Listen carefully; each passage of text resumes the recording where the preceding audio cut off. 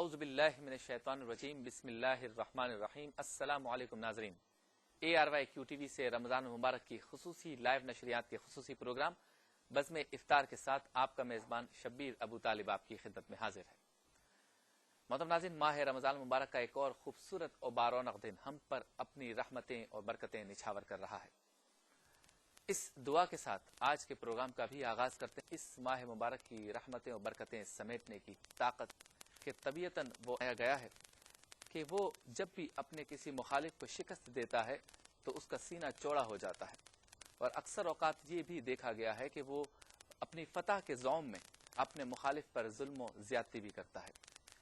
یہ بات اور یہ کام اور یہ طبیعت، یہ عادت صرف عوام میں نہیں بلکہ خواص میں بھی ہمیں اکثر ماضی قریب میں کئی ایسی مثالیں موجود ہیں کہ اگر کسی ایک ملک نے کسی دوسرے ملک پر قبضہ کیا تو جس نے قبضہ کیا اس نے اس پر ظلم و زیادتی کی، ظلم و ستم کیا جس پر قبضہ کیا گیا۔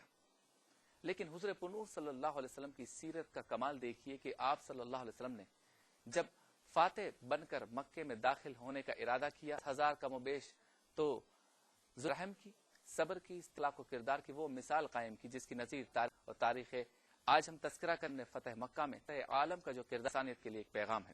ساتھ موجود ہیں روزانہ کے محترم مکرم ہمارا حضرت علامہ مفتی محمد ابوبکر صدیق القادری الشاذلی صاحب۔ السلام علیکم مفتی صاحب۔ وعلیکم بہت شکریہ آپ تشریف لائے، اور ان کے ساتھ موجود ہیں ممتاز عالم دین، نوجوان عالم دین، خوبصورت انداز میں گفتگو کرتے ہیں حضرت علامہ مفتی محمد عامر صاحب۔ السلام علیکم مفتی صاحب۔ وعلیکم بہت شکریہ آپ السلام۔ کی تشریف لائے۔ ان کے ساتھ موجود ہیں پاکستان کے نہیں عالم اسلام کے مشہور و معروف ثناخواں جناب سید محمد ریحان قادری صاحب۔ السلام علیکم سید۔ وعلیکم بہت شکریہ سید صاحب، آپ بھی تشریف لائے۔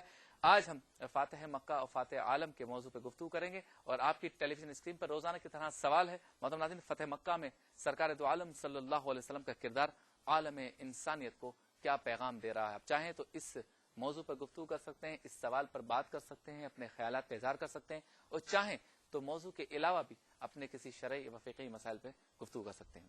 مفتی صاحب، اسلام میں ویسے جنگ اور غزوہ کا جو تصور ہے، لڑائی ہے یا قبضہ کرنا ہے یا دو قوموں کا لڑنا ہے، دو ممالک کا لڑنا ہے، اس کا تصور کیا ہے؟ اعوذ باللہ من الشیطان الرجیم، بسم اللہ الرحمن الرحیم، الحمد للہ رب العالمین والصلاة والسلام علی سید الانبیاء والمرسلین وعلی آلہ واصحابہ واہل بیتہ وذریاتہ اجمعین والعاقبۃ للمتقین۔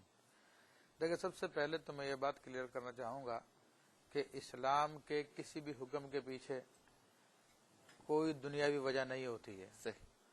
اسلام کا ہر حکم اللہ کی طرف سے اللہ کے لیے ہوتا ہے، صحیح۔ اس میں دنیاوی آلائشیں شامل نہیں ہوتی۔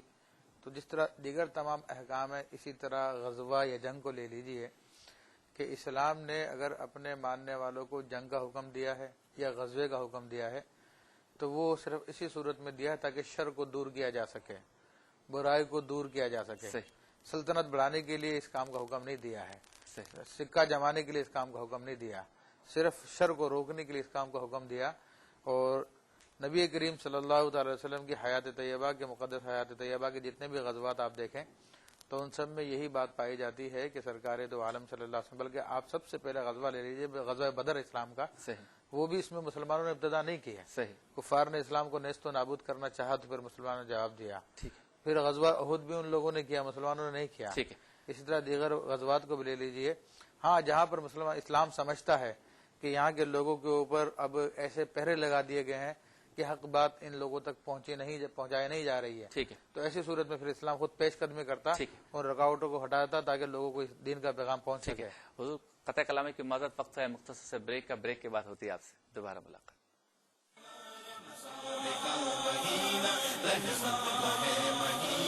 رمضان کا مہینہ، نور رمضان، نور قرآن، نور رمضان، نور قرآن۔ اذان گفٹ ٹریولز کی جانب سے پیش کی جا رہی ہے۔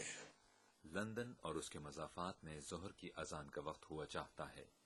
دوسرے شہروں کے افراد اپنے مقامی وقت کے مطابق نماز ظہر ادا کریں۔ ویلکم بیک ناظرین، آپ دیکھ رہے ہیں پروگرام بزم افطار شبیر ابو طالب کے ساتھ۔ موضوع ہمارا آج کا فتح مکہ، اور اس مناسبت سے فاتح مکہ یا فاتح عالم سرکار دو عالم صلی اللہ علیہ وسلم کی ذات گرامی اور ان کے اخلاق و کردار جو فتح مکہ میں نظر آیا اس پر گفتگو ہو رہی ہے۔ مفتی صاحب آپ کچھ کہہ رہے تھے، بات مکمل کر لیجیے۔ اسی حوالے سے میں عرض کر رہا تھا کہ اسلام کا چونکہ کوئی بھی حکم جو ہے نفسانیت پر یا دنیا کے کی وجہ سے مبنی نہیں ہوتا، بلکہ وہ اللہ کے حکم پر مبنی ہوتا ہے، تو اسلام نے جہاں پر بھی جہاد کیا ہے، غزوہ کیا ہے، اس میں یہی سوچ پیش فرما رہی ہے کہ یا تو اپنی حفاظت کی جائے یا اللہ کے وہ بندے جن کو اللہ سے غافل رکھا گیا ہے، ان کو ایمان کی روشنی سے دور رکھا گیا ہے، تو ان کو ان اندھیروں سے نکالا جائے اور ان روشنی کے سامنے پیش کیا یعنی جائے۔ تبلیغ اسلام کا ایک طریقے کے طور پر اس کو استعمال کیا یہ واجبات میں سے ہے حاکم اسلام پر کہ سال میں ایک ٹروپ کم از کم ضرور بھیجے اچھا۔ ارد گرد کے علاقوں میں، تاکہ جہاں پر بھی ایسا ظلم وغیرہ کیا جا رہا ہو تو اس ظلم کو روکا جائے، یا کم از کم یہ ہے کہ مسلمانوں کا سکہ قائم رہے، جیسا کہ قرآن مجید فرقان حمید نے اللہ تعالیٰ نے ارشاد فرمایا کہ اپنے گھوڑوں کو تیار رکھو اللہ کے راہ میں۔ صحیح۔ اچھا مفتی عامر صاحب یہ بتائیں کہ تاریخ اسلام کا ایک اہم ترین واقعہ کیوں کہا جاتا ہے فتح مکہ کو؟ اس وقت کے حالات کے اعتبار سے یا کوئی اور وجہ ہے اس واقعے میں؟ فتح مکہ جو ہے وہ اس کے اندر بے شمار خصوصیات ہیں، اور تاریخ اسلام کا اہم ترین واقعہ اس لیے کہا جاتا ہے کہ پہلی بڑی سلطنت اسلامی فتح مکہ سے قائم ہوتی ہے، ٹھیک ہے۔ فتح مکہ سے شروع ہوتی ہے۔ یعنی ہم یہ کہہ سکتے ہیں کہ عرب کے بعد عجم کی طرف رخ اسی کامیابی کے بعد شروع ہوتا ہے، اور یہ چونکہ صلح حدیبیہ سے نبی کریم صلی اللہ علیہ وسلم نے جو معاہدات فرمائے تھے یہ اس کا تکملہ تھا۔ اچھا، اس قدر آپ دور اندیش تھے کہ اس میں جو کچھ بھی آپ نے سوچا تھا، تصور کیا تھا، اس کی یہاں پہ مکمل اسی طرح تکمیل ہوئی جس طرح کے نبی کریم صلی اللہ علیہ وسلم کی خواہش تھی صحیح۔ کہ اس فتح مکہ کے درمیان میں اور فتح مکہ کے وقت چاروں طرف سے اسلام کے بڑے زبردست اثرات مرتب ہوئے۔ یہاں لیتے ہیں ایک مختصر سا وقفہ، وقفے کے بعد ہوتی ہے آپ سے دوبارہ ملاقات۔ ویلکم بیک ناظرین، آپ دیکھ رہے ہیں پروگرام بزم افطار شبیر ابو طالب کے ساتھ، اور آج ہم گفتگو کر رہے ہیں فتح مکہ پر، اور فتح مکہ کے ساتھ ساتھ حضور پرنور صلی اللہ علیہ وسلم نے اس فتح کے بعد جو اخلاق و کردار کی مثالیں قائم کی اور جو اصول وضع کیے انسانیت کے اعتبار سے، اس پر بھی گفتگو کر رہے ہیں۔ اچھا مفتی صاحب یہ بتائیں کہ کن خصوصیات کی بنیاد پر ہم اس فتح کو پچھلی ایک صدی میں ہمارے ہاں جو فتوحات ہوئی ہیں، ایک ملک نے دوسرے پہ قبضہ کیا اور اپنے آپ کو فاتح بن کے اس نے اس میں داخل کیا، رویوں میں کیا تبدیلی آپ دیکھتے ہیں، کتنا بڑا فرق دیکھتے ہیں؟ جی ہاں، فتح مکہ اس حوالے سے بھی خصوصی اہمیت کی حامل ہے کہ یہ پوری دنیا کے لیے ایک پیغام ہے۔ آج مسلمانوں کے خلاف جو ایک نیگیٹو منفی پروپیگنڈا کیا جاتا ہے جو بالکل حقیقت کے خلاف ہے، فتح مکہ جو بغیر قتال کے ہوا، پھر اس کے بعد کے معاملات دیکھیے کہ جتنے لوگ وہاں پر موجود تھے کفار، ان کی زمینوں پر قبضہ نہیں کیا گیا۔ یہاں پر فتح مکہ میں جتنے لوگ مہاجرین ہجرت کر کے مدینہ گئے تھے مکے سے، وہ جب واپس آئے فاتح بن کر، انہوں نے حضور علیہ السلام سے کہا کہ یا رسول اللہ، کیا ہم اپنے وہ جائیداد جو چھوڑ کر گئے تھے واپس لے لیں کفار سے؟ آپ نے فرمایا نہیں، جو تم اللہ کے راہ میں چھوڑ چکے اب واپس مت لو۔ اچھا، حالانکہ وہ غالب ہیں، اس وقت جو ہے وہ طاقت میں ہیں، پاور میں ہیں۔ نبی اکرم صلی اللہ علیہ وسلم نے فرمایا جب تک کوئی ہتھیار نہ اٹھائے تم مت اٹھانا، جو گھر میں بیٹھا ہوا ہے چاہے دشمن ہے اس کو مت مارنا، اگر بھاگ جائے تو تعقب مت کرنا۔ تو آج کہاں یہ آپ کو مثالیں نظر آتی ہیں؟ دشمن جب ایک حملہ کرتا ہے تو وہ بچے، بوڑھے، چھوٹے بڑے، اپنے غیر کسی چیز کی مجرم ہے نہیں ہے، وہ لڑنا چاہتا ہے نہیں لڑنا چاہتا، لیکن نبی کریم علیہ السلام کی تعلیمات میں، دین اسلام کی تعلیمات میں یہ آپ کو ہرگز نہیں ملے گا کہ وحشیانہ انداز اختیار کیا جائے یا اپنایا جائے یا کسی قسم کا ظلم کیا جائے، بلکہ اس مقام پر بھی ان مفتوحین کے لیے حقوق بیان کیے جاتے ہیں کہ ان کے یہ حقوق ہیں، ان کے ساتھ یہ رویہ، یہ سلوک رکھنا، یہ ظلم مت کرنا، یہاں تک کہ اگر کوئی زخمی ہو جائے تو اس کو چھوڑ دینا، مار مت ڈالنا۔ پھر اطاعت کا بھی معاملہ ہے کہ جو کچھ حضور نے پھر فرمایا تو صحابہ کرام نے اس کو مانا بھی کہ اگر اپنی زمینیں جائیداد چھوڑ دو تو چھوڑ بھی چھوڑ۔ اچھا مفتی صاحب یہ بتائیں کہ حقوق ویسے کیا بیان کیے گئے ہمارے دین میں اگر کسی علاقے کو آپ فتح کریں، کسی ملک کو فتح کریں؟ کیونکہ آج کل تو چارٹر چل رہے ہیں دنیا میں کہ فلاں اقوام متحدہ کے جیسے چارٹر ہیں یا قوانین ہیں بین الاقوامی، وہ انسانی قوانین جو اس وقت رائج ہیں، ہم نہیں کہہ سکتے کہ اس کا آغاز سرکار دو عالم صلی اللہ علیہ وسلم کی سیرت سے ملتا ہے، ان کے افکار سے ملتا ہے؟ لیکن جو کچھ نبی کریم صلی اللہ علیہ وسلم نے کیا وہی سب کچھ ہے، باقی تو صرف نام کے لیے لوگوں نے اپنایا ہے، ورنہ حقیقت جو دنیا عام انسان کی نفسیات ہے وہ یہی ہے۔ قرآن میں بیان کیا ان الملوک اذا دخلوا قرية فسدوها وجعلوا اعزة اهلها اذلة، جب کسی قریت کو فتح کرتے ہیں تو پھر خوش آمدید، آپ دیکھ رہے ہیں پروگرام بزم افطار شبیر ابو طالب کے ساتھ۔ موضوع ہمارا آج کا فتح مکہ و فاتح مکہ۔ مفتی صاحب، جیسے کہ مفتی ابو بکر صاحب نے فرمایا کہ سرکار دو عالم صلی اللہ علیہ وسلم نے اپنے اخلاق و کردار سے قلوب کو فتح کیا، اور صحابہ کرام کو بھی یہی تلقین کی۔ یہ ایک روحانی انقلاب تھا جو فتح مکہ ہے۔ کس طرح سے ہم یہ کہہ سکتے ہیں عملی طور پر؟ یہ ایسے بے شمار واقعات ہیں جس سے واقعی ہی پتہ چلتا ہے کہ نبی اکرم صلی اللہ علیہ وسلم نے کبھی بھی کوئی اسلام جبراً کسی پر مسلط نہیں کیا۔ در حقیقت حضور علیہ السلام کے اخلاق ہی سے پھیلا۔ آپ دیکھیں کہ یہ جو نجد کا والی ہے اسامہ بن وائل، یہ ایک بار گرفتار ہو کر آ گیا۔ اس سے حضور علیہ السلام نے پوچھا، اس کو ستونوں سے باندھا ہوا تھا، پوچھا تیرے ساتھ کیا سلوک کیا جائے؟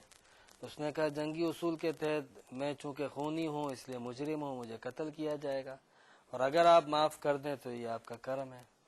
دوسرے دن بھی نبی علیہ السلام نے پوچھا، اور تیسرے دن میں وہ یہی کہتا رہا، یعنی اپنی زبان سے یہ کہتا رہا کہ آپ میرے ساتھ یہی سلوک کریں گے کہ مجھے قتل کر دیں گے، جو اصول ہے۔ تیسرے دن حضور علیہ السلام نے اس کو آزاد کر دیا۔ اس کی حیرت کی انتہا نہ رہی کہ قیدی ایک مجرم ہے، اس کو آزاد کر دیا۔ بس وہ تھوڑے آگے گیا، اس نے غسل کیا، واپس آ کے اس نے کہا مجھے کلمہ پڑھاؤ۔ کلمہ پڑھنے کے بعد آپ دیکھیں کہ جب وہ واپس نجد گیا تو اسلام کی حمایت میں کام کرنے لگا۔ حضور علیہ السلام مدینہ تشریف لے گئے تھے، مکہ میں کفار کا قبضہ تھا، مکے جانے والے سارے اناج اور کاروباری معاملات کو اس نے روک دیا تھا۔ تو مکے سے کفار نے، ابو جہل ابو سفیان نے چیخا، حضور علیہ السلام کے پاس آئے کہ ہمارے ہاں قحط پڑ گیا ہے۔ تو حضور علیہ السلام نے اب ان کی فریاد سنی کہ جنہوں نے حضور کو نکالا تھا۔ حضور نے نجد کے والی کو کہا کہ بھئی جتنی بھی رسد تھی چاولوں کی، گندم کی، اس کو دگنا کر دو، یعنی اور زیادہ بڑھا دو۔ تو یہ وہ چیزیں تھیں جو پورے عرب پر اثر انداز اور بالخصوص مکے پر اثر انداز ہو رہی تھی کہ یہ محمد وہ ہے جس کو ہم نے باہر نکال دیا اور وہ ہم پہ وہاں سے بھی احسان کر رہا ہے۔ یہ تسلسل جاری تھا مسلسل ہجرت کے بعد سے، جس کے اثرات عرب کے ایک ایک فرد پر پڑ رہے تھے، جس کا یہ نتیجہ تھا کہ فتح مکہ کے دن لا الہ کی گونجیں اٹھ گئیں اور ہر ایک کلمہ پڑھ رہا تھا۔ کیا بات ہے! یعنی حضرت پنو صلی اللہ علیہ وسلم نے اپنے اخلاق و کردار سے دین کو پروان چڑھایا، اس کا پیغام دیا۔ یہ تلوار سے پھیلنے والا جو کانسیپٹ ہے یہ غلط ہے۔ وقت ہوا ایک مختصر سے بریک کا، بریک کے بعد ہوتی ہے آپ سے دوبارہ ملاقات۔